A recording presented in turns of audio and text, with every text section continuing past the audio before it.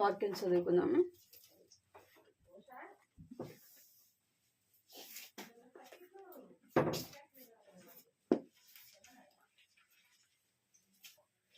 మీ current లేదని current మీద మీ దృష్టి కొద్దిసేపు దేవుని వాక్యాన్ని చూద్దాము. రోమా రాసిన పత్రిక 16వ అధ్యాయం 1వ వచనం. మీరు రాసిన పత్రిక 16వ అధ్యాయం 1వ వచనం. అందరూ తీసి అందరం కలిసి చదువుదాము.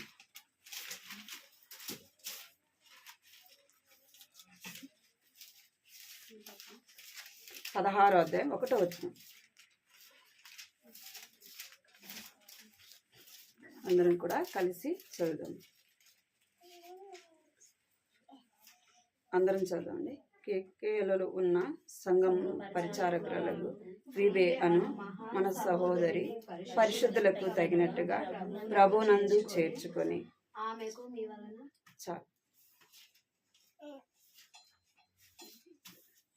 2వ వచనం కూడా చదువు. ఆమెకు మీ వలన కావలసినది ఏదైనా ఉన్న ఎడల సహాయము చేయవలెను. ఆమెను గూర్చి మీకు సిఫారసు చేయుచున్నా. ఆమె అనేకులకును నాకును సహాయకురాలై ఉండెను.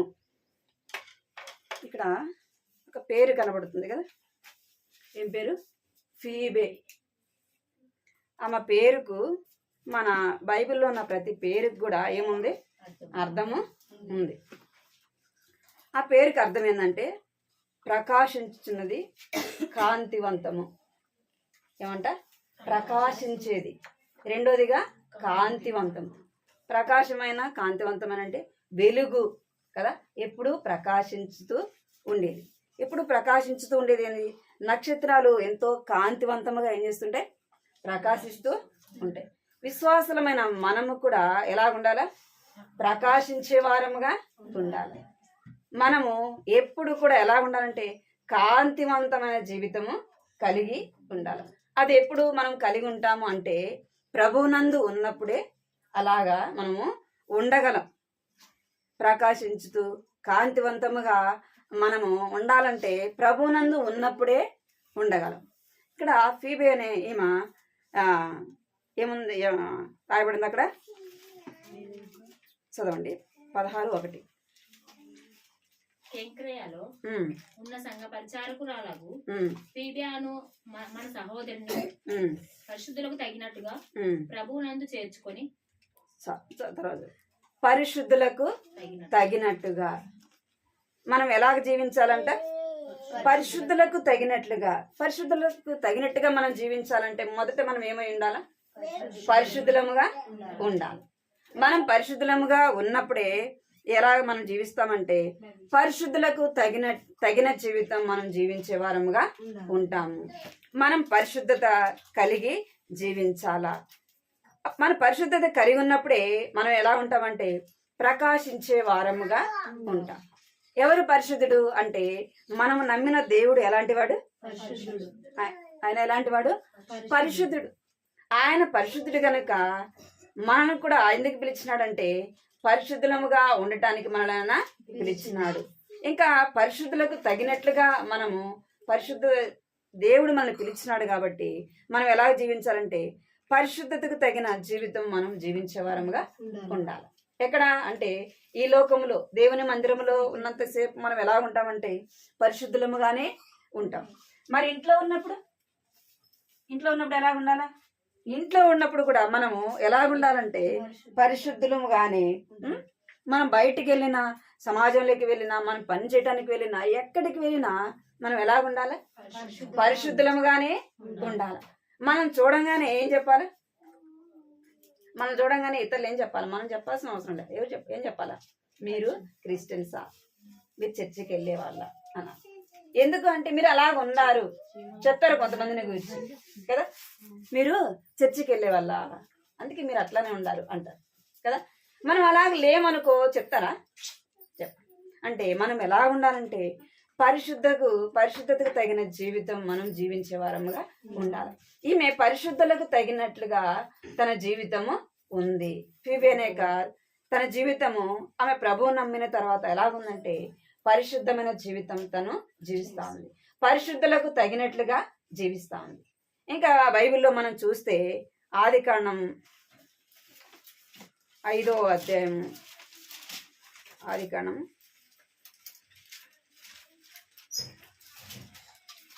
5వ అధ్యాయం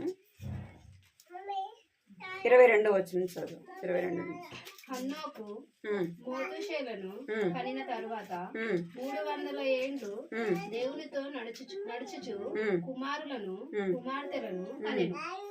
హనోకు దినములన్నయు 607. హనోకు దేవునితో నడిచిన తరువాత దేవుడు అతన్ని తీసుకొని పోయెను గనుక అతడు లేకపోయెను. చాలు. ఇక్కడ 22వ వచనంలో హనోకు మెతూషేలను కనిన తర్వాత 300 ఏండ్లు దేవునితో కూడా నడుచుచు కుమారులను కుమార్తెలను కనెను. ఇక్కడ హనోకు ఎవరితో నడిచినాడంట? దేవునితో నడిచినాడు. ఎప్పుడు నడిచినాడు? తన ఒంటరిగా ఉన్నాడా? మనం అంటాం కదా, మనం ఏమక్క మందిరానికి రాలేదు అంటే ఏం చెప్తాం? ఏదో ఒకటి చెప్తాం కదా, ఇంట్లో పని ఉందో, పిల్లల గురించో, భర్త గురించో కదా, ఎవరో ఒకరి గురించి చెప్తాం. ఇక్కడ హనోకు ఏం చేస్తున్నాడంటే కుమారులను కుమార్తెలను కంటూ, అంటే తన కుటుంబంలో తనకు బాధ్యత ఉండదా? ఉంటది కదా. మనకే ఎంత బాధ్యత ఉంటే ఇంట్లో మగవాళ్ళకి బాధ్యత ఉండదా? ఉంటది. ఎంతో బాధ్యత. తన బయటికి వెళ్ళాలా, ఇంట్లో చూసుకోవాలా, అన్ని పనులు చూసుకోవాలి.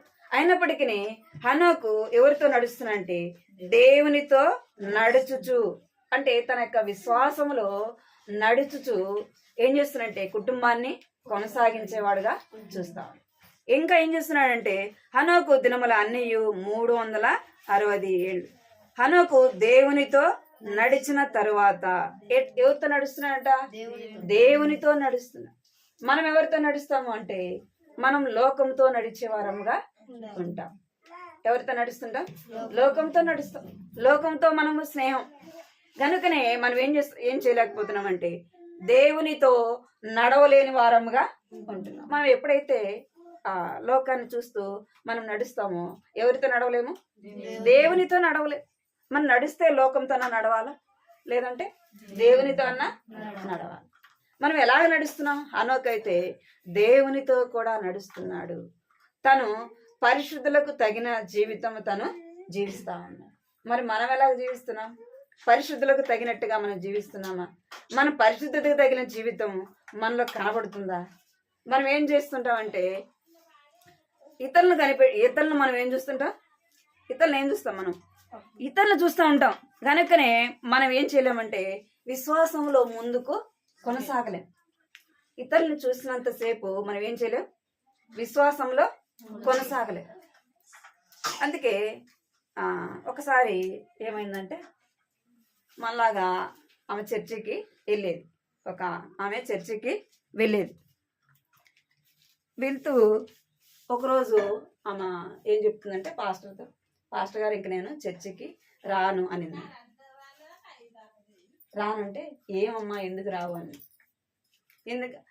ఎందుకు వస్తే వాళ్ళు మాట్లాడుతుంటారు, వాళ్ళ గురించి వీళ్ళ గురించి ఏమేమో చెప్తుందంట. వాళ్ళు అట్లుంటారు, వీళ్ళు ఇట్లుంటారు, వీళ్ళు ఇట్లా చేస్తున్నారు, వాళ్ళు అట్లా చేస్తున్నారు అని చెప్తున్నాను. అంటే అమ్మ నీకు వాళ్ళతో ఏం పని అమ్మా, నువ్వు వచ్చినావు కదా, నువ్వు మంచిగా ఉండు, నువ్వు వాక్యమేను ప్రార్థన చేసుకో అని చెప్తే లేదు అలా ఎలాగా ఉండగలము అని చెప్పింది. సరే అమ్మ నేను ఒకటి చెప్తా, నువ్వు చెయ్యి అన్నా. అంటే తర్వాత నువ్వు వచ్చేది రాకపోవడం తర్వాత నీ ఇష్టము, నేను ఒకటి చెప్తా చేయన్నా. ఏం అయ్యారంటే గ్లాసులో మంచినీళ్ళు తీసుకోమని. గ్లాసులో మంచినీళ్ళు తీసుకొని చర్చి చుట్టూ 3 చుట్లు తిరిగేసి రానంట. ఆ నీళ్లు అయితే ఏం కాకూడదు, చుక్క కూడా కింద పడవద్దు. ఇప్పుడు ఆమె దృష్టి దేని మీద ఉండాలా? ఏముండాలా? గ్లాస్నే చూడాలా. ఇంక చుట్టూన్న పరిస్థితుల వైపు చూడొద్దు. ఆ గ్లాస్ నీళ్ళు ఎక్కడ కింద పడతాయని దాని మీదనే తన దృష్టి అంతా కూడా ఉండాలి. ఇంకా అప్పుడు ఆమె గ్లాస్ పట్టుకొని ఎక్కడ నీళ్లు పడతాయని దాన్నే చూసుకుంటూ తిరుగుతా ఉన్నాను. ఆయన తర్వాత వచ్చిందంట, అమ్మ ఏమైంది నీళ్ళు పడినాయంటే అప్పుడు ఆయన ఏదో అడిగినాయంట. లేదా నేను ఎక్కడ చూశాను అసలుకి గ్లాస్ చూడనే సరిపోయిందని. అంటే అమ్మ మరి నువ్వు దేవుని మందిరానికి వచ్చినాక వాళ్ళు ఎట్లుండారు వీళ్ళు ఎట్లుండారు అవన్నీ నీకు వద్దమ్మా. నువ్వేం చేయాలి? నువ్వు వచ్చిన తర్వాత ఏం చేయాలి? దేవుని వాక్యాన్ని వినాలి, ప్రార్థన చేసి. అంటే నువ్వు ఎవరిని చూడాలా? దేవుని మందిరానికి వచ్చినప్పుడు దేవుణ్ణే చూడాలా కదా. మన దృష్టి అంతా దేవుని మీద, దేవుని వాక్యం మీద ఉన్నప్పుడు మనం ఏం చేస్తాం? దేవుని వాక్యాన్ని వింటాం. మనం వినటానికి వచ్చి మన దృష్టి అంతా వాళ్ళు ఏం చేస్తున్నారు, వీళ్ళు ఏం చేస్తున్నారు కదా. ఇంకేం చెప్తాం మనం? ఏం ఎందుకు రాలేదంటే అన్న వచ్చేవాళ్ళు బాగుండారా, వచ్చేవాళ్ళు బాగుండారా, వాళ్ళు బాగుండారా, వీళ్ళు బాగుండారా అంటే మనం ఇతరులు ఏం చెప్తుంటాం?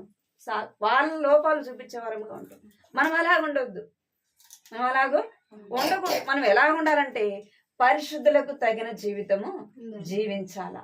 హనోకు కూడా తన కుటుంబాన్ని కొనసాగుతున్నాడు. తనతో పాటు సమాజం లేదా? ఉండారు, ఎంతో మంది ఉండారు. కానీ హనోకు ఏం చేస్తున్నాడంటే తనేందో, తన పని ఏందో, తర్వాత తన దృష్టి ఎక్కడుంది? దేవుని మీద ఉంది. మనము కూడా మనక పని, రెండోది దేవుని మందిరము, దేవుని ఇల్లు, దేవుని మీదనే మన యొక్క దృష్టిని ఉంచాం. అప్పుడే మనం ఏం చేస్తామంటే పరిశుద్ధులకు తగినట్లుగా జీవించగలం. మనం లోకాన్ని చూస్తూ, లోకంలో ఉన్న యొక్క ప్రజలను చూస్తూ, సమాజాన్ని మనం చూస్తే మనం ఏం చేయలేమంటే విశ్వాసంలో ముందుకి వెళ్ళలేము. చూద్దాం మత్తయి సువార్త 14వ అధ్యాయం. మత్తయి సువార్త 14వ అధ్యాయం.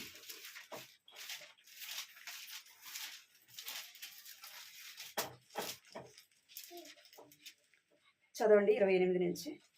మత్తయి సువార్త. పేతురు, ప్రభువా, నీవే అయితే నీళ్ళ మీద నడిచి నీ యొద్దకు వచ్చుటకు నాకు సెలవిమ్మని ఆయనతో అనెను. ఆయన రమ్మనగానే పేతురు దోణి దిగి యేసు వద్దకు వెళ్ళుటకు నీళ్ళ మీద నడిచెను గాని గాలిని చూచి భయపడి మునిగిపోసాగి ప్రభువా నన్ను రక్షించమని కేకలు వేసింది. వెంటనే యేసు చేయి చాపి అతని పట్టుకొని అల్ప విశ్వాసి, ఎందుకు సందేహపడితివని అతనితో చెప్పింది. ఇక్కడ 28వ వచనంలో పేతురు కనబడుతున్నాడు.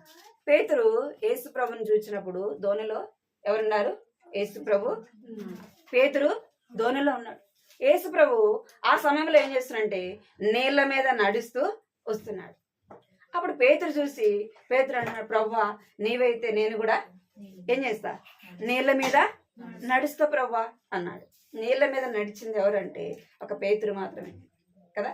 నీళ్ల మీద నడిచింది ఎవరు? పేతురు ఒక్కడే. యేసు ప్రభుతో పాటు నీళ్ల మీద నడిచింది ఎవరు? పేతురు. పేతురు ఎలాంటి వాడంటే ప్రతిదీ కూడా తనకేముంది? సందేహం కదా. అన్నీ కూడా త్వరగా నమ్మడు. ఎవరు? పేతురు. అన్ని అనుమానాలే ఎవరికి? పేతురికి. అందుకే అంటున్నాడు పేతురు, ప్రభువా నీవే అయితే నీళ్ల మీద నడిచి నీ యొద్దకు వచ్చుటకు నాకు సెలవిమ్మని ఆయనతో అనెను. అనగానే యేసు ప్రభు ఏం చెప్పాడు? రమ్మని పేతురునితో చెప్తూ వచ్చినాడు. పేతురు ఏం చేస్తూ వచ్చినంటే ఎప్పుడైతే యేసు ప్రభును చూస్తూ నడిచినాడో దేని మీద నడవగలుగుతూ వచ్చినాడు? నీళ్ల మీద నడవగలుగుతూ వచ్చినాడు. ఎంత దూరం నడిచినాడో గాని అప్పుడు ఎవరిని చూసినాడు? ఎవరిని చూసినాడంట? గాలిని చూసినాడు. గాలిని చూడంగానే ఏమైపోతున్నాడు? భయపడుతున్నాడు. రెండోది ఏమైపోతున్నాడంటే మునిగిపోతున్నాడు. గాలిని చూడంగానే ఏమైపోతున్నాడు? లోకాన్ని ఎప్పుడైతే చూసినాడో సముద్రం ఎలా ఉందని ఏమనుకున్నాడు? చూసేలోపు ఏమైపోతున్నాడంటే మునిగిపోతున్నాడు. అప్పుడే అంటున్నాడు యేసు, మనం కూడా ఎప్పుడు మనం మునిగిపోతామంటే మన విశ్వాసంలో మనం కొనసాగుతూ ఉన్నప్పుడు ఏం చేయగలం? విశ్వాసంలో ఆత్మీయంగా దేవుని కొరకు జీవించగలం. పరిశుద్ధులకు తగిన జీవితం మనము జీవించగలం. మనం ఎప్పుడైతే లోకాన్ని చూస్తూ కదా, మన చుట్టూ ఉన్న పరిస్థితులను చూస్తూ ఉన్నప్పుడు మనం ఏమైపోతామంటే విశ్వాసంలో ఏమైపోతాం? దిగజారిపోయే వారముగా, ఇంకేమైపోతాం? లోకానిలో మునిగిపోయే వారముగా ఉంటాం. అందుకే మనము ఎవరి వైపు చూడాలా అంటే విశ్వాసంలో దేవుని వైపు చూడాలి. పరిశుద్ధులకు తగినట్టుగా మనము జీవించాలి. అందుకే అంటాడు హెబ్రీ రాసిన పత్రిక 12వ అధ్యాయంలో చూడండి. హెబ్రీ రాసిన పత్రిక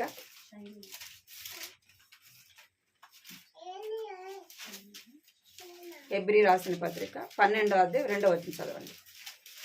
మనము కూడా ఉమ్, ప్రతి భారమును ఉమ్, సులువుగా చిక్కుపెట్టు ఉమ్, పాపమును విడిచిపెట్టి ఉమ్, విశ్వాసములో కర్తయు ఉమ్, దాన్ని కొనసాగించు వాడినైన యేసు వైపు చూచుచు ఉమ్, మన ఎదుట ఉంచబడిన పందెంలో ఉమ్. ఓపికతో పరిగెత్తును. చాలు. ఇక్కడ ఏం చూడాలంట? యేసు వైపు చూచుచు మన ఎదుట ఉంచబడిన పందెంలో ఓపికతో పరిగెత్తాలి. ఎప్పుడు మనం ఓడిపోతాం, ఎప్పుడు మనం గెలిచే వారముగా ఉంటామంటే ఆ యొక్క గురిని మనం చూసినప్పుడు ఏం చేస్తాం? మనము వెనుకకు చూసినప్పుడు ఏమైపోతాం? ఓడిపోతాం కదా. వెనకాల వాడు వస్తున్నాడా లేదా కదా, వీడు వస్తున్నాడా లేదా, వాడు వస్తున్నాడా లేదంటే మనం ఏమైపోతాం? ఓడిపోతాం. మన దృష్టి అంతా ఎక్కడ ఉండాలా అంటే ముందున్న దాని మీదనే మన దృష్టి అంతా కూడా ఉండాలా. మళ్ళా మనకంటే కూడా బైబిల్ గ్రంథంలో ఎంతో మంది భక్తులైన వారు ఏం చేస్తూ వచ్చినారంటే పరిశుద్ధులకు తగిన జీవితము జీవిస్తూ వచ్చినారు. అందుకే అపోస్తుడైన పౌలు అంటాడు, నేను క్రీస్తుని పోలి నడుచుకున్న ప్రకారము ఏం చేయాలా? మీరు నన్ను పోలి నడుచుకోండి. ఇక్కడ అపోస్తుడైన పౌలు కూడా ఎవరిని పోలి నడుచుకుంటూ వచ్చినాడు అంటే దేవుని పోలి, అంటే పరిశుద్ధులు తనకంటే ముందున్న వారి యొక్క అడుగు జాడల్లో ఎవరు నడుస్తూ వచ్చినారు? పౌలు నడుస్తూ వచ్చింది. తన గురి, తన దృష్టి అంతా కూడా ఎవరి మీద ఉంది అంటే యేసు ప్రభు మీద మాత్రమే ఉంది. అందుకే యేసు వైపు చూచుచు మనం ఏం చేయాలా? పరిగెత్తే వారముగా ఉండాలి. అప్పుడే మనం పరిశుద్ధులకు తగిన జీవితం మనము జీవించగలము. ఇంకా హెబ్రీ రాసిన పత్రిక 11వ అధ్యాయం 5వ వచనం చూడండి. 11వ అధ్యాయం 5వ వచనం. విశ్వాసాన్ని బట్టి హానోకు మరణమును చూడకుండానట్లు కొనిపోబడెను. అతడు కొనిపోబడక మునుపు దేవునికి ఇష్టడై ఉండడని సాక్ష్యం పొందాను. కాగా దేవుడు అతన్ని కొనిపోయాను గనుక అతడు కనబడలేదు. ఎట్లా జీవించినాడంట? ఆ విశ్వాసము ద్వారా, విశ్వాసమును బట్టి హనోకు మరణము చూడకుండా కొనిపోబడెను. అతడు కొనిపోబడక మునుపు దేవునికి ఇష్టడై ఉండెను. తను కొనిపోక మునుపు ఎలా జీవించాడంట? దేవునికి ఇష్టడుగా కదా. ఎలాగంట? దేవునికి ఇష్టడుగా జీవించినాడు. అందుకే దేవుడు తన్ను ఏం చేస్తూ వచ్చినాడు? తీసుకొని పోయినాడు. మరణం లేకుండా ఇద్దరు మాత్రమే కొనిపోబడుతూ వచ్చినారు. ఎవరు?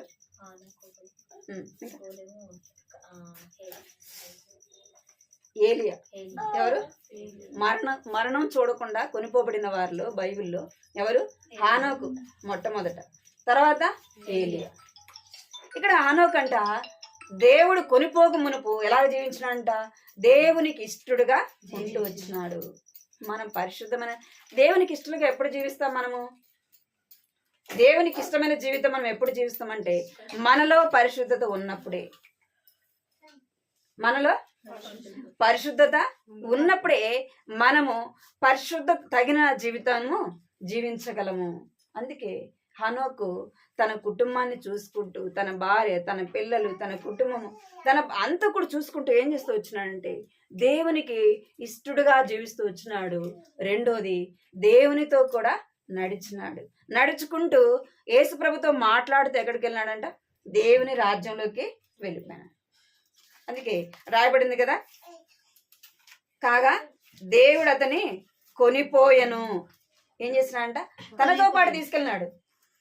దేవునితో పాటు దేవుని రాజ్యంలోకి తీసుకెళ్తూ వచ్చినాడు.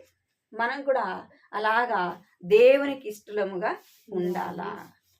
పరిశుద్ధత తగిన జీవితం మనము జీవించాలా. చూడండి, 1 తిమోతి 3వ అధ్యాయం 11వ వచనం. 3వ అధ్యాయం 11వ. 1 తిమోతి 3:11. అటువలే పరిచర్య చేయు స్త్రీలను, మన్యులై కొండెములు చెప్పని వారును, మితానుభవం గల వారును అన్ని విషయములలో నమ్మకమైన వారమై ఉండవలెను. ఎలా ఉండాలంట? నమ్మకమైన వారముగా ఉండాలి. స్త్రీలు అని రాబడింది కదా, మిత అనుభవము గలవారును అన్ని విషయములలో నమ్మకమైన వారై ఉండవలెను. మనం అలాగూ జీవించాలి. మొదటిదిగా మనం ఎలాగ జీవించాలంట? పరిశుద్ధులకు తగినట్టుగా జీవించాలి. ఫీబే ఎలాగ జీవిస్తూ వచ్చిందంటే పరిశుద్ధులకు తగినట్టుగా పరిశుద్ధమైన జీవితాన్ని తను జీవిస్తూ వచ్చింది. రెండోది చూడండి, రోమా రాసిన పత్రికని 16వ అధ్యాయం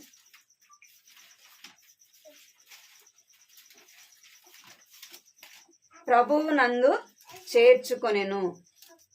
ఈమె పరిశుద్ధరాలు గనుక తను ఏం చేస్తుందంటే ప్రభువు నందు దేవుని బిడలైన వారిని ఏం చేస్తుంది? చేర్చుకుంటా ఉంది. ప్రభువు నందు ఆమె ఏం చేసుకుంటుందంటే దేవుని బిడ్డలైన వారిని కష్టాల్లో, బాధల్లో, శ్రమలు, అనేకమైన ఇబ్బందులు గుండా వెళ్ళే వారిని తను ఏం చేస్తుందంటే చేర్చుకునేదిగా చూస్తాం. ఇక్కడ చూడండి, అపోస్తుల కార్యం 16వ అధ్యాయంలో 16వ అధ్యాయం 15 వచ్చింది చూడండి. ఆమెయు ఆమె ఇంటి వారును బాప్తిసం పొందినప్పుడు ఆమె, నేను ప్రభువునందు విశ్వాసం గలదానని మీరు ఎంచితే నా ఇంటికి వచ్చి ఉండుడని వేడుకొని మమ్మల్ని బలవంతం చేశాను. చాలు. ఏమంటుంది? నేను ప్రభువునందు విశ్వాసము గలదానని మీరు ఎంచితే నా ఇంటికి వచ్చిండుడని వేడుకొని మమ్మల్ని బతిమాలుకును. ఎవరిని బతిమలాడుకుంటుందంట అంటే అపోస్తుడైన పౌలును, ఇంకా అనేక మంది దేవుని బిడ్డలైన వారిని ఏం చేస్తుందంట? వారిని తన ఇంటికి రమ్మని పిలుస్తుంది. అంటే తన ఇంటిలో చేర్చుకునేదిగా మనము చూస్తున్నాం. అంటే కష్టములో, బాధలో, శ్రమలో ఉన్న వారిని తను ఏం చేస్తుందంటే చేర్చుకుని వారిని ఆదరించేదిగా ఏం చేస్తుంది? వారిని ఆదరించేదిగా, వారికి సహాయము చేసేదిగా ఉంది. ఆదరించడం అంటే ఎలాగ? ఇప్పుడు మనం ఎండలో వచ్చినాం అనుకోండి, ఎండలో వచ్చినాం, గ్లాసుడు మంచినీళ్ళు ఇచ్చి ఆ కొంచెంసేపు కూర్చో అనగానే ప్రాణం ఎంత తెప్పరిల్లుతుంది చెప్పండి. అసలు ఎంత నెమ్మది అనిపిస్తుంది కదా. అబ్బా, ఈ సమయాన్ని నాకు నీళ్ళు ఇచ్చి ఏం చేసినావు, మేలు చేసిన వారముగా ఉంటాం. అంటే అలాగా ఈమె ఏం చేస్తుందంటే ప్రభువు నందు చేర్చుకుంటాము. మరి దేవుని బిడ్డలమైన మనము కూడా ఏం చేయాలి? దేవుని బిడ్డలైన వారిని వారి కష్టాల్లో, వారి బాధల్లో వారు వచ్చినప్పుడు వారిని మనం ఏం చేసుకోవాలి? మన ఇంటిలో చేర్చుకునే వారముగా ఉండాలి. ఇక్కడ లుదియా ఏం చేసిందంటే వాళ్ళని చేర్చుకుంటుంది. నేను విశ్వాసం గలదాన్ని ఎంచితే మీరు రండి కదా, మీరు నీళ్ళు ఇస్తుంది తాగండి, మీకు వంట చేస్తే తినండి, కొద్దిసేపు రెస్ట్ తీసుకోండి అని తను ఏం చేస్తుంది? చెప్పేదిగా ఉంది. అదే చూడండి, 2 రాజులు 4వ అధ్యాయం, 2 రాజులు 4వ అధ్యాయం.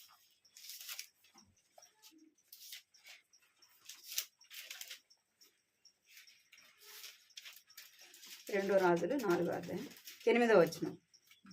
ఒక దినమందు ఎలీషా షునేము పట్టణమునకు పోగా అచ్చట గనురాలైన ఒక స్త్రీ భోజనమునకు రమ్మని అతని బలవంతము చేసింది. కనుక అతడు ఆ మార్గమున వచ్చినప్పుడెల్లా ఆమె ఇంట భోజనం చేయించు వచ్చింది. కాగా ఆమె తన పెనిమిటి చూచి మన యొద్దకు వచ్చిచు పోవచ్చిన వాడు భక్తిగల దైవజనుడని నేను ఎరుగదును. చాలు. ఇక్కడ సునేమి రాలు ఈమె ఏం చేస్తుందంటే అతడికి ఎలీషా వచ్చినప్పుడు ఈమె ఏం చేస్తుందంటే ఆయన్ని బతిమలాడిగి తన ఇంటికి పిలుస్తూ ఉంది. పిలిచి ఆయనకి ఏం చేస్తున్నా ఉంటే భోజనం పెడతా ఉంది. వచ్చినప్పుడల్లా అంటే దేవుని బిడ్డలైన వారి యొక్క అవసరత ఆమె ఏం చేస్తుంది? తీర్చేదిగా, వారిని తన ఇంట చేర్చుకొని తనకు కలిగినదే వారికి ఏం చేస్తుంది? సహాయము చేసేదిగా ఉంది. ఆమె చెప్తుంది ఇక్కడ 9వ వచనంలో, మన యొద్దకు వచ్చుచు పోవచ్చున్నవాడు భక్తి గల దైవజనేను ఎరుగుదును. ఈయన ఎవరు అంటే భక్తి గల దైవజనుడు అని ఎవరు చెప్తుందంటే తన భర్తకు చెప్తుంది. ఇంకా మనం అక్కడ కింద చూస్తే ఏం చేస్తుందంటే ఆయన వచ్చిన 10 వచ్చింది చదవండి. కావున మనము అతనికి గోడ మీద ఒక చిన్న గది కట్టించి అందులో అతని కొరకు మంచము, బల్లపీట, దీపస్తంభమును ఉంచుదుము. అతడు మన యొద్దకు వచ్చినప్పుడెల్లా అందులో బస చేయవచ్చునని చెప్పింది. చాలు. ఇంకా ఏం చేస్తుందంటే చేర్చుకుంటా ఉంది. ఆయన వచ్చినప్పుడల్లా ఒకవేళ ఇప్పుడు మనం ఎట్లా ఉన్నాం, మన ఇంట్లో ఒక 10 మంది ఉన్నాం అనుకోండి, ఎవరైనా దేవుని బిడ్డలమైన వచ్చినారు, ఒక గంట సేపు కూర్చోవాలి. ఎక్కడ కూర్చుంటారు కదా? ఒకవేళ వాక్యం చెప్పడానికే వచ్చినారు, కొంచెం రెస్ట్ తీసుకోవాలి. ఎక్కడ తీసుకుంటారు? ఇట్లా మన దగ్గర ఇట్లా ఉండగలరా? అందుకే ఆమె ఏం చేస్తుందంటే తన భర్తకి చెప్తాను, మన వద్దకు వచ్చిపోవచ్చున్నాడు భక్తి గల దైవజనుడు. ఆయన వచ్చినప్పుడల్లా మన ఇంట్లో రెస్ట్ తీసుకోవడానికి ఏం చేద్దాము, మన మిద్దె మీద ఒక రూమును కట్టిద్దాం.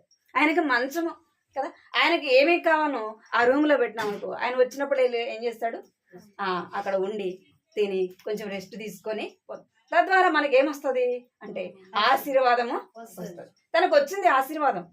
తనకి పిల్లలు లేరు. ఈ గనురాలైన సునేమిరాలకి ఈమె ధనవంతురాలే, కానీ ఏం లేరు, పిల్లలు లేరు. ఆ దైవజనుడిని చేర్చుకుంటే ద్వారా తనకు ఏం కలుగుతుందంటే పిల్లలు, కుమారుడు కలుగుతాడు. అంటే దేవుని బిడ్డలైన వారిని ప్రభువునందు చేర్చుకుంటే మనకేమొస్తుంది, ఆశీర్వాదం. మాకేమొస్తుంది, వాళ్ళని పిలుచుకుంటే కదా, వాళ్ళకిస్తే మాకేమొస్తుంది. మనం ఏం చేస్తామంటే మనం ఈ లోకంలో సంపాదించుకున్నది, మనం ఎత్తి పెట్టుకున్నది అంతా కూడా మనము దాన్ని అనుభవించిన దాకా ఈ భూమి మీద బ్రతుకుతామా, ఉంటామా? ఇప్పుడు వండిన అన్నం మనం ఇంటికి వెళ్ళి తింటామో తినమో కూడా తెలియదు.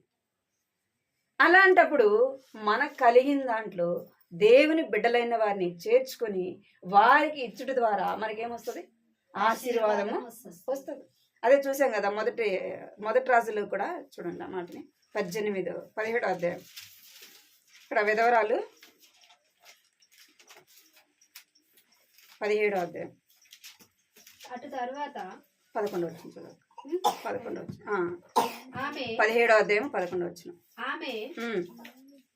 ఆమె నీళ్లు తేబోచుండగా అతడు ఆమెను మరలా పిలిచి నాకు ఒక రొట్టె ముక్కను నీ చేతిలో తీసుకొని రమ్మని చెప్పాను. అందుకు ఆమె, నీ దేవుడైన యెహోవా జీవము తోడు తొట్టిలో పట్టెడు పిండియు బుడ్డిలో కొంచెం నూనెయు నా యొద్దనున్నవే గాని అప్పమొకటైనా లేదు. చాలు. ఇక్కడ దైవజనుని చేర్చుకుంట ద్వారా ఆమె ఏం పొందుతూ వచ్చిందంటే ఆశీర్వాదాన్ని పొందుతూ వచ్చింది.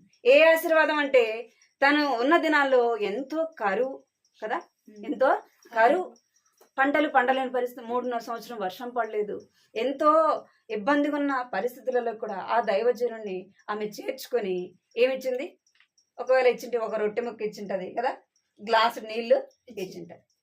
ఆ రెండు ఆ దైవజనుని తన ఇంటిలో చేర్చుకొని అవి ఇచ్చుట ద్వారా తను ఏం పొందుతూ వచ్చిందంటే 3.5 సంవత్సరము తన ఆకలి బాధ లేకుండా దేవుడు ఆమెను పోషిస్తూ వచ్చినాడు. తన ఇంటి వారిని, తననే కాదు తనను తన బిడ్డను తన ఇంటి వారిని అని అక్కడ రాయబడుతుంది. తన ఇంటి వారి అందరినీ కూడా ఏం చేయబడుతూ వచ్చంటే వారు పోషింపబడిన వారుగా ఉన్నారు. ప్రభువు నందు ఆమె ఏం చేస్తుంది, ఆ యొక్క దైవజనుడిని చేర్చుకుంది.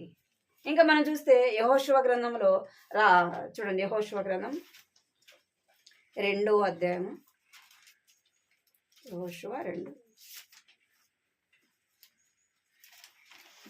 అధ్యాయము 4వ వచ్చింది చూడండి. యెహోషువ 2వ అధ్యాయం 4వ వచ్చింది. ఆ స్త్రీ ఆ ఇద్దరు మనుషులను తోడుకొని వారిని దాచిపెట్టి ఆ ఇద్దరు మనుషులను తోడుకొని వారిని దాచిపెట్టి మనుషులు నా యొద్దకు వచ్చిన మాట నిజమే, వారక్కడ నుండి వచ్చిరో నేను ఎరుగును. చీకటి పడుచుండగా రవిని వేయబడి వేలను ఆ మనుషులు. చాలు, ఇక్కడ 12 వచ్చింది. అదే అధ్యాయంలో 12. నేను మీకు ఉపకారం చేసి తిని గనుక మీరును నా తండ్రి ఇంటికి ఉపకారం చేసి నాకు నిజమైన ఆనవాలను ఇచ్చి నా తండ్రియు నా తల్లియు నా అన్నదమ్ములను నా అక్క చెల్లెలను వారికి కలిగి ఉన్న వారందరూ చావకుండా బ్రతుకనిచ్చి రక్షించినట్లుగా దయచేసి యెహోవా తోడని ప్రమాణము చేయించుకొని.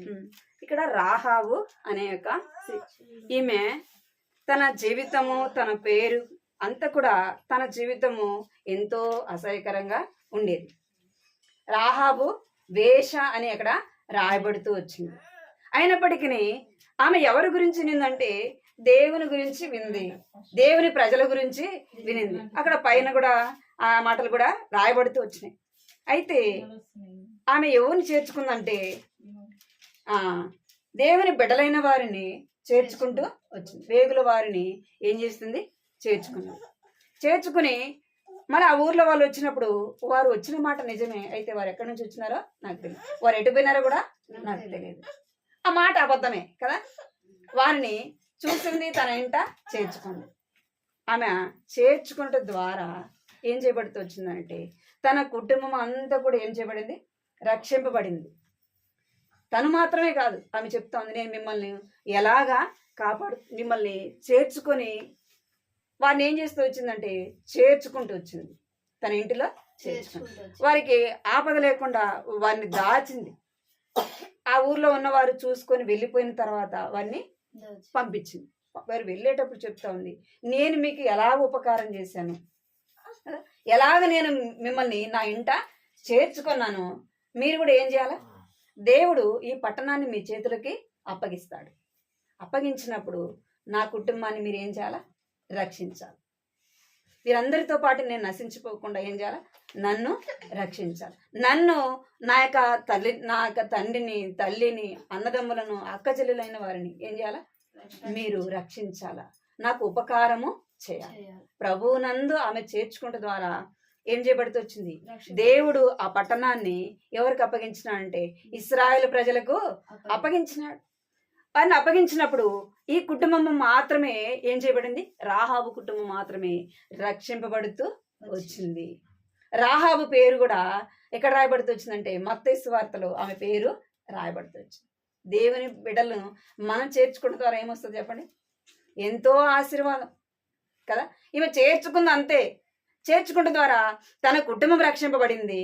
తన పేరు ఎక్కడ రాయబడింది, జీవము కలిగిన దేవుని గ్రంథంలో, పరిశుద్ధమైన గ్రంథంలో రాయబడింది.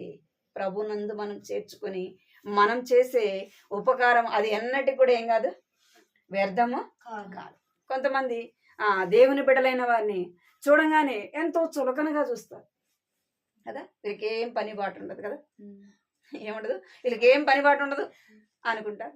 ఇంకేమంటారంటే వీళ్ళు బతకడానికి చేతగా ఏం చేస్తున్నారు, ఏం చేస్తున్నారు, ఇలాగా వస్తున్నారు. అంటే మనం ఇచ్చే 10 రూపాయల మీదనే వాళ్ళు బ్రతుకుతారు. మనం ఇచ్చే 100 రూపాయల కోసం వాళ్ళు వస్తారు. మనం ఏమైనా ఆలోచిస్తామంటే వాళ్ళు వచ్చినారంటే ఏమైనా ఇయ్యాల, అందుకే వాళ్ళు వచ్చినారు అంటే మన ఆలోచన అంతా కూడా అలాగే ఉంటాయి. నువ్వు ఇచ్చినా ఈకపోయినా ఎవరిస్తారు, దేవుడు ఇస్తాడు కదా. దేవుడు ఇస్తాడు. నువ్వు పెట్టినా పెట్టకపోయినా ఎవరు పోషిస్తారు, దేవుడు పోషిస్తాడు. అంటే దేవుడు వారికి ఇస్తాడు, దేవుడు వారిని పోషిస్తాడు. కానీ నువ్వేం పోగొట్టుకుంటావు, నువ్వేం పోగొట్టుకుంటావు, ఆశీర్వాదం పోగొట్టు. ఇక్కడ ఎలీషాను ఎవరు చేర్చుకున్నారు, ఆ విధవరాలు చేర్చుకుంటూ ద్వారా ఒకవేళ ఆయనకి ఇచ్చిన అప్పము ఆమె ఒక పూట తినడచ్చు కదా, పిల్లోడు కూడా తినడచ్చు అని అనుకుని ఉంటే, ఆయనకి ఇచ్చే రొట్టె నా బిడ్డ ఏం చేస్తాడు, ఇంకొక పూట తింటాడు. ఎందుకంటే ఇంకా మనం బతికేది లేదు, తినడానికి ఏమీ లేవు. ఆయన్ని ఆలోచించలే, ఏం చేసిందంటే ఆయన చెప్పంగానే ఆయనకి అడిగినట్టుగా ఒక అప్పం చేసుకొని వచ్చి ఇచ్చింది, ఆశీర్వాదాన్ని పొందింది. ఇక్కడ సునేమీరాలు కూడా ఏం చేస్తూ వచ్చిందంటే ఆ యొక్క ఎలీషాను చేర్చుకుంట ద్వారా ఆమె ఏం చేయబడుతూ వచ్చిందంటే ఆశీర్వదింపబడుతూ వచ్చింది. నువ్వు ఇచ్చినా, నువ్వు వీకపోయినా, నువ్వు పోషించినా, ఎవరు పోషిస్తారంటే దేవుడు పోషిస్తాడు. నువ్వేం పోగొట్టుకుంటావు అంటే ఆశీర్వాదాన్ని పోగొట్టుకుంటావు. దేవుని బిడ్డలైన వారికి ఎవరైనా కావచ్చు, సేవకులు కావచ్చు, విశ్వాసులైన వారు కూడా కష్టాల్లో బాధల్లో వారు ఉన్నప్పుడు మనం ఏం చేయాలంట, వారికి ప్రభువునందు చేర్చుకోవాలి. ఎవరందరూ చేర్చుకోవాలంట, ప్రభువుని బట్టి చేర్చుకోవాలి. దేవుని బిడ్డలుగా మనం చేర్చుకున్నప్పుడు దాన్ని మనం ఏం పొందుతామంటే ఆశీర్వాదాన్ని. నువ్వు వారికి ఇచ్చేది, నువ్వు వారికి సహాయం చేసేది, దేవుడు నీకేం చేస్తాడు, వారివ్వకపోయినా దేవుడు ఏం చేస్తాడంటే మరొకరి ద్వారా మనకు సహాయము చేస్తాడు. ఆమె ఏం చేస్తూ వచ్చిందంట, మొదటిదిగా పరిశుద్ధులకు తగిన జీవితము జీవించింది. రెండోది ఏం చేస్తూ వచ్చింది, ప్రభువు నందు ఏం చేస్తూ వచ్చింది, చేర్చుకున్నదిగా చూస్తాం. మనం కూడా ఏం చేయాలంటే పరిశుద్ధులకు తగినట్టుగా జీవించాలి. రెండోది ప్రభువు నందు చేర్చుకోవాలి. మూడోది చూడండి, రోమా రాసిన పత్రికలో ఆమె అనేకులకును నాకును సహాయకురాలై యుండెను. ఆమె ఏమైందంట, నాకును అనేకులకు సహాయకురాలై ఉండెను. ఇక్కడ ఎవరు చెప్తున్నారు ఆ మాట అంటే పౌలు చెప్తున్నాడు. ఆమె నాకును అనేకులకు ఆమె ఎలాగుందంటే సహాయకురాలుగా ఉంది. మనం ఎలా ఉండాలా అంటే సహాయం చేసేవారముగా ఉండాలా. సహాయము చేసేవారముగా ఉండాలి. మనకుంటే కదా మనం సహాయం చేయడానికి. అంటే మనకున్నదంతా ఇమ్మని కాదు, మనకున్నదంతా ఇమ్మని కాదు. మనం ఏం చేయాలంటే మనకున్న దాన్ని బట్టి మనం వారికి ఏం చేయాలంట, సహాయము చేయాలి. అక్కడ పౌలు ఆ మాట చెప్తున్నాడు. ఆమె నాకును అనేకులకును ఏమై ఉందంట, సహాయకురాలై ఉంది. నువ్వు ఇతరులకు సహాయం చేసినప్పుడు దేవుడు నీకేం చేస్తాడు, సహాయము చేస్తాడు. కీర్తనలు 121, కీర్తనలు 121:2, 21:2. నాకు సహాయం కలుగును. ఆయన భూమి ఆకాశములను సృజించిన వాడు. చాలు. ఏమంట, యెహోవా వలనే నాకు సహాయము కలుగును. ఆయన భూమి ఆకాశములను సృజించిన వాడు. ఆయన వలనే మనకు సహాయము. నీకు నాకు సహాయం ఎక్కడి నుంచి వస్తుందంటే ఆయన వలనే కలుగుతుంది. ఆయనే నీకు నాకు సహాయము చేసేవాడుగా ఉన్నాడు. మనం సహాయం చేసినప్పుడు దేవుడు కూడా మనకేం చేస్తాడంటే సహాయం చేసేవాడుగా ఉంటాడు. కీర్తన 124:8 కూడా భూమి ఆకాశము సృజించిన యెహోవా నామం వలన మనకు సహాయము కలుగుచున్నది. మనకెక్కడి నుంచి సహాయం కలుగుతుందంట, భూమి ఆకాశం సృజించిన యెహోవా వలనే నీకు నాకు సహాయము కలుగుతుంది. ఒకవేళ మనుషులు మనకు సహాయం చేయకపోయినా ఎవరు చేస్తారంట, దేవుడు. నేను వాళ్ళకి ఇచ్చాను, వీళ్ళకి ఇచ్చాను కదా, వాళ్ళకి సహాయం చేశాను, వీళ్ళకి సహాయం చేశాను, ఇప్పుడు నాకు ఎవరు చేయరే అని మనం అనుకుంటే దేవుడు ఏం చేస్తాడంట, దేవుడు మనకు సహాయం చేస్తాడు. మనం ఇచ్చిన వాళ్ళ ద్వారా కాకుండా దేవుడు మరొకరి ద్వారా ఏం చేస్తాడంటే మన యొక్క అవసరతలను తీర్చేవాడుగా, మన అక్కర్లు తీర్చేవాడుగా, మన కష్టంలో ఉన్న, మన శ్రమలు, బాధలు, ఇరుకులో, ఇబ్బందులో ఉన్నప్పుడు దేవుడు ఏం చేస్తాడు, సహాయము చేసేవాడు. ఎందుకు అంటే ఆయన భూమి ఆకాశమును సృజించిన దేవుడు, సృష్టికర్త కనుక ఆయన ద్వారా మనకు ఏం చేయబడుతుందంటే మన అవసరత తీర్చబడేదిగా ఉంటుంది. చూడండి, ఎస్తేరు గ్రంథము 4:14. ఎస్తేరు గ్రంథం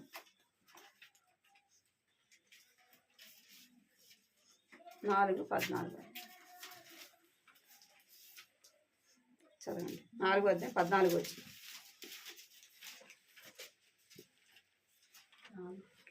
4:14. నీవు ఈ సమయమందు ఏమీ మాట్లాడక మౌనంగా నుండాయి కదా, యూదులకు సహాయమును విడుదలయు మరి ఒక దిక్కు నుండి వచ్చును గాని నీవును నీ తండ్రి ఇంటి వారు నశించుదురు. నీవు ఈ సమయమును బట్టియే రాజ్యమునకు వచ్చితివేమో ఆలోచించుకోమని చెప్పమని. సార్, ఇక్కడ ఎస్తేరు గురించి మర్దకై చెప్తున్నాడు.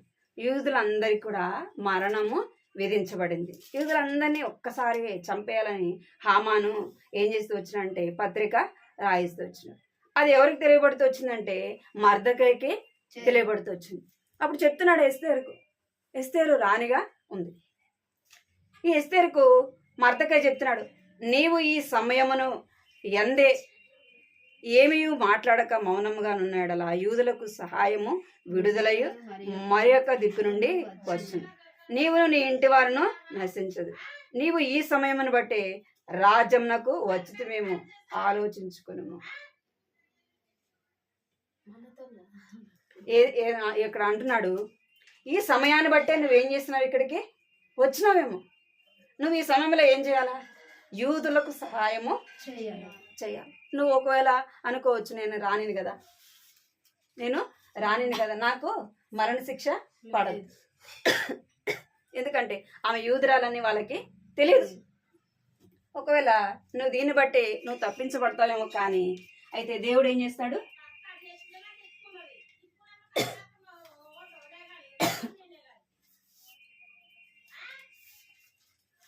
ఈ సమయాన్ని బట్టి నువ్వు ఇక్కడికి వచ్చినావేమో. నువ్వు సహాయం చేయకపోతే దేవుడు మరొక దిక్కు నుండి సహాయము, విడుదల అనుగ్రహిస్తాడు. నువ్వు చేయకపోతే దేవుడు ఇంకొక దిక్కు నుంచి పంపిస్తాడు. అయితే నువ్వేం చేయాలా?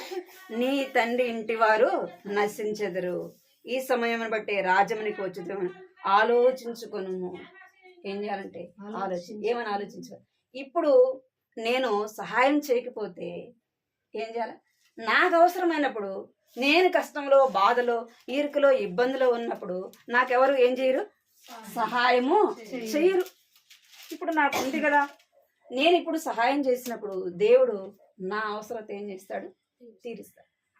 నా అక్కర దేవుడు ఏం చేస్తాడు? తీరుస్తాడు. అని మనం ఏం చేయాలంటే పరిశుద్ధులముగా, దేవుని బిడలముగా ఏం చేయాలి? మనము సహాయము చేసేవారముగా ఉండాలి. ఫీబే ఏం చేస్తూ వచ్చిందంట? వారికి అనేకులకు ఆమె ఏం చేస్తూ వచ్చిందంటే సహాయము చేసినదిగా చూస్తా ఉన్నాం. మనం కూడా అలాగ సహాయం చేసేవారుగా ఉండాలి. కీర్తనలు 60వ అధ్యాయం 11వ. కీర్తనలు 60:11. 60వ అధ్యాయం 11వ. మనుషుల సహాయము వ్యర్థము, శత్రువులను జయించుటకు మాకు సహాయము దయచేయము. దేవుని వలన మేము సూర్యకార్యములు జరిగించెదము, మా శత్రువులను అనగదొక్కు వాడే ఆయనే. చాలు. మనుషుల సహాయము వ్యర్థము కదా. మనుషుల సహాయము వ్యర్థం. మరి మన మనుషులమే కదా, మరి మన సహాయం వ్యర్థమే కదా.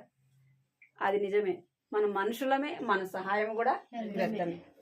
కానీ దేవుని బిడలముగా మనం ఏం చేయాలంటే దేవుని బట్టి మనం సహాయం చేయాలి. మనం ఇచ్చే ఒక 100 ఇస్తామా? ఎవరైనా కష్టంలో ఉంటారనుకోండి, బాధలో ఉంటారు, మనం 100, 200 ఇస్తాం. వారి అవసరం తీర్చబడుతుందా? మరి అక్కడ తీర్చబడుతుందా? తీర్చబడదు. కానీ దేవుని బిడ్డగా నువ్వు ఎలా తెలియబడతావు కదా. నా బిడ్డలు, దేవుడు కష్టంలో ఉన్నవారిని, బాధలో ఉన్నవారిని, ఇరుకులో ఉన్నవారిని, ఇబ్బందిలో ఉన్నవారిని ఆదుకొనుట ద్వారా మనం ఏం చేస్తామంట? ఆయనకు ఇచ్చిన వారం అవుతాం. ఎవరికి ఇచ్చిన వారముగా? దేవునికి ఇచ్చిన వారం అవుతాం. ఎందుకంటే దేవుని బట్టి, దేవుని బిడ్డలైన వారికి మనం సహాయం చేస్తే ఎవరికి చేసినట్టు? ఆయనకు మనము ఏం చేస్తామంట అంటే ఆయన నామమును బట్టి దేవుని బిడ్డలైన వారికి మనం ఇచ్చినప్పుడు, సహాయం చేసినప్పుడు దేవుడు మనల్ని ఏం చేస్తాడు? మనం అదే పరిస్థితిలో ఉన్నప్పుడు మనకు దేవుడు ఏం చేస్తాడు? సహాయము చేస్తాడు. అలాగా మనము ఇతరులకు సహాయం చేసేవారముగా ఉండాలి. ఫీబేలాగా మనము మొదటిదిగా మనం పరిశుద్ధతకు తగిన జీవితము జీవించాలి. దేవుణ్ణి నమ్ముకున్నాం కదా, ఏదో వస్తున్నాం పోతున్నాం, సంవత్సరాలు గడిచిపోతున్నాయి అలాగ మనం జీవిస్తే మనము మనం దేవుని దగ్గర ఏమి కూడా పొందుకోలేదు కదా. దేవుని దగ్గర ఏమి కూడా మనం పొందుకోలేదు. ఎలాగున్నామంటే అలాగే ఉంటే దేవుని దగ్గర మనకి ఏం మెప్పు కూడా ఉండదు. మనల్ని బట్టి, నిన్ను బట్టి, నన్ను బట్టి ఎవరు సంతోషించరు? దేవుడు సంతోషించడు. ఇక్కడ మనం ఎదుగుదల లేకుండా అలాగనే ఉంటే ఏముండదు? దేవునికి సంతోషం. మనము కూడా మన పిల్లలైన వారు ఎదగకుండా వాళ్ళు ఎలాగా ఎట్టబుట్టినారో అట్టే ఉన్నారనుకోండి, ఏం చేస్తాం? మనం ఎంతో దుఃఖపడతాం కదా, ఎంతో బాధపడతాం. వారిని చూసుకునేదానికి ఒక బాధ కదా, ఎంతో కష్టం. వారిని చూసినప్పుడల్లా మన దుఃఖాన్ని, మన బాధని ఆపుకోలే. అంటే ఎంత బాధ! అరే నాకు ఈకున్నా బాగుండు కదా, ఈ బిడ్డని ఎన్ని రోజులు చూడాలా అని ఎంతో దుఃఖపడతాం, బాధపడతాం కదా. మరి నన్ను రక్షించిన దేవుడు నన్ను గురించి బాధపడ్డా? అరే నేను రక్షించినాను కదా, నా స్వరక్తం ఇచ్చి కొన్నా కదా, ఈ బిడ్డ కొరకే కదా నేను ప్రాణం పెట్టింది కదా, ఈ బిడ్డ కొరకే కదా నా రక్తం కార్చింది, ఈ బిడ్డ కొరకే కదా నేను భూమి మీదకి వచ్చింది కదా. ఆయన పరలోకాన్ని వదులుకొని ఇక్కడికి వచ్చినాడు, భూమి మీదకి వచ్చినాడు. ఆయన సెలవు వేసినప్పుడు ఎన్నో మాటలు కదా, ఆయన కొట్టినారు, ఆయన ఉమ్మి వేసినారు, ఆయన గుద్దినారు కదా, చేతుల్లో కాళ్ళల్లో మేకులు కొట్టినారు, ముళ్ళ కిరీటం పెట్టినారు, ఎన్నో మాటలు ఆయన్ను అంటూ వచ్చినారు. చివరి బొట్టు వరకు కూడా ఆయన ఏం చేస్తున్నాడు? రక్తాన్ని కార్చినాడు. మనము ఎవరైనా ఒక మాట అంటే ఓర్చుకుంటామా? మరి యేసుప్రభు నీ కొరకు, నా కొరకు ఆయన ఏం చేస్తున్నాడు? ఎన్ని మాటలు అన్నా కూడా ఏం చేస్తున్నాడు? మౌనంగా సహించినాడు. ఎన్నన్నా కూడా ఆయన చివరి బొట్టు వరకు కూడా నీ కొరకు, నా కొరకు రక్తాన్ని కార్చినాడు. మరి దేవుని కొరకు ఎవరైనా ఒక మాట అంటే ఏం చేస్తాం? ఒక్క మాట అంటే సరే, మళ్ళీ వాళ్ళ ఇంటికి మనం పోం కదా. వాళ్ళ మీటింగ్ జరిగినా పోం మనం. ఎందుకు? నన్ను అంటారా కదా అంట. మరి దేవుడు నీ కొరకు ఎన్ని అన్నాడు, ఎన్ని అనిపించుకున్నాడు? మరి ఆయన కొట్టినారా? మరి ఆయన దేవుడు కదా, సృష్టికర్త కదా. ఒక్క మాట ఆయన అనింటే ఈనాడు మనం ఏం చేయమంటున్నాం? రక్షింపబడిండే వారము కాదు. నీ కొరకు నీకు నాకు రక్షణ వచ్చేది కాదు. మరి దేవుని బట్టి మనం ఏం చేయాలంటే దేవుని బిడ్డలైన వారికి సహాయం చేసేవారుగా ఉండాలి. మన అనుదిన జీవితంలో, విశ్వాస జీవితంలో ఏముండాలా? ఎదుగుదల అనేది ఉండాలి. మన రోజు రోజుకి మనలో ఏం కనపడాలంటే పరిశుద్ధమైన జీవితం కనపడాలి. మన మాటల్లో పరిశుద్ధమైన జీవితం, మన వస్త్రధారణ కావచ్చు కదా. మనం ఏది చేసినా ఎవరికి మహిమ రావాలా అంటే దేవునికి మహిమ రావాలా. మరి నీ కొరకు నా కొరకు ప్రాణం పెట్టిన దేవుడు మనం ఆత్మీయ జీవితంలో ఎదుగుదల లేకుండా మనం ఎట్టున్నామంటే అట్టే ఉన్నామంటే ఆయన కూడా ఏం చేస్తాడు? నేను గురించి నన్ను గురించి ఏం చేస్తాడు? దుఃఖపడతాడు, బాధపడతాడు. అరే నా బిడ్డ నేను రక్షించినాను కదా, మరి నా కొరకు ఏం చేస్తా ఉంది అని దేవుడు నిన్ను గురించి నన్ను గురించి ఏం చేస్తాడు? ఆయన బాధపడేవాడుగా ఉంటాడు. మనం దేవుని బిడ్డలముగా పరిశుద్ధులకు తగినట్లుగా ముందు ఉన్న మనకంటే ముందున్న వారు, పరిశుద్ధులైన వారు ఎలాగ వారు దేవుని కొరకు జీవించినారు, ఏది వారు దేవుని కొరకు చేసినారు, అది మనము ఏం చేయాలంట? గుర్తించే వారముగా ఉండాలి. అందుకే అపోస్తుడైన పౌలు అంటాడు, నాకు కలిగినది అంతా కూడా నేను నష్టముగా ఎంచుకుంటున్నాను, పెంటతో సమానంగా ఎంచుకుంటున్నాను అంటాడు. ఎట్లా ఎంచుకుంటాడంట? నష్టంగా ఎంచుకుంటున్నాడంట. అంటే దేవుని ముందు ఇదంతా కూడా వ్యర్థము కదా. నా డబ్బు, నా యొక్క జ్ఞానము అంతా కూడా ఏది వ్యర్థము. ఈ లోక సంబంధమైనది అంతా కూడా వ్యర్థము. ఎవరంటున్నాడంటే పౌలు అంటున్నాడు, ఇంకా సలోమోను కూడా అంటున్నాడు. మరి నీవు నేను సంపాదించుకునేది, నువ్వు నేను మనం కలిగినది అంతా కూడా వ్యర్థమే. ఇతరులకు సహాయం చేయకుండా మనం చేతులు ముడుచుకుంటే వారికి ఇంకొకరు సహాయం చేస్తారు. కానీ మన కష్టంలో బాధలో ఉన్నప్పుడు మనకెవరు చేయరు. మనం అలాగూ ఉండకూడదు. ఈ 3 విషయాల్లో కూడా మనము ఫీవేవలే ఎలాగ పరిశుద్ధులకు తగిన జీవితం జీవించాలా. రెండోదిగా ప్రభువును బట్టి దేవుని బిడ్డలైన వారిని చేర్చుకోవాలా. ఇంకేం చేయాలంటే మనము దేవుని బిడ్డలైన వారికి, మన తోటి వారి కష్టంలో బాధలో ఉన్నప్పుడు వారికి మనం సహాయం చేసేవారముగా ఉన్నప్పుడు మనకు దేవుడు మన యొక్క అవసరతలు తీరుస్తాడు. మనం చేసిన దానికి మనం ప్రతిఫలము ఇస్తాడు. ఈ మాటలు గుర్తుపెట్టుకొని ప్రార్థన చేసుకుందాం.